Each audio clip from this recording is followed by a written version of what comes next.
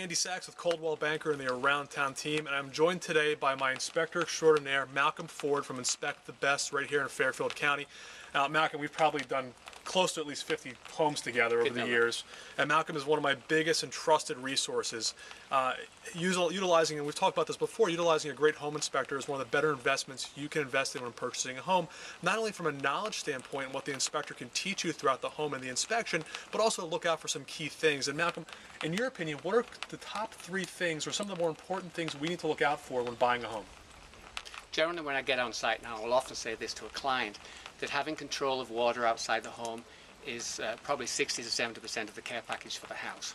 If you have a good roof cover, if your chimney is in good condition and the flashing is in good condition, and then your gutters, very, very important that those downspouts are extended at least some 10 feet away from the house. That may mean a buried drain, or it may just be that you need an extension. Checking the grade around the house to make certain that you don't have a lot of water coming off a hill or a slope without some way to control that water and move it around the house. Second item that I'm always keeping an eye out for, particularly with the older homes, and that is to make sure there isn't a buried tank somewhere. And there may be evidence inside the home, there may be some truncated pipes, it may be more obvious, there may be a couple of fill pipes sticking out of the ground. But certainly having that, having certainty that that's good is a good piece to have in your pocket. So when you say a buried tank, we're talking about buried oil tanks. Exactly. And avoiding any environmental issues and things like that, I think, come arise if there is such a tank. Yeah, it can be expensive if that tank's been in a lot of years and you've had leakage, you've a lot of soil to move. So, again, making certain that that's taken care of. It may be a tank that's still in the ground, but it may have been abandoned correctly. You're just really checking for paperwork, make certain the contractor did his job and was working with the local town. Great.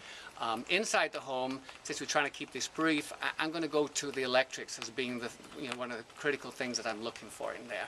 Of course, I don't want to forget the heating system and cooling system, but the electrics make certain that everything's safe. We're going to check the condition of the main panel box and any sub-panels that may go from there, make certain there's no water entry, there's no mouse entry, that everything's wired up correctly. And then checking outlets, making certain that GFIs, ground fault circuit interrupters around the house, particularly in those areas, bathrooms, kitchens, laundry, exterior outlets for that matter, those in the garage or a workshop. Those are protected so that if anything goes wrong, bang, off goes the power. That's great. Thank you, Malcolm. I appreciate it. This is Malcolm Ford from Inspect the Best, my inspector extraordinaire. I'm Andy.Sachs with Coldwell Banker and the Around Town team. As always, share this to Facebook, pass this on to your friends, and we look forward to working with you soon. Thank you.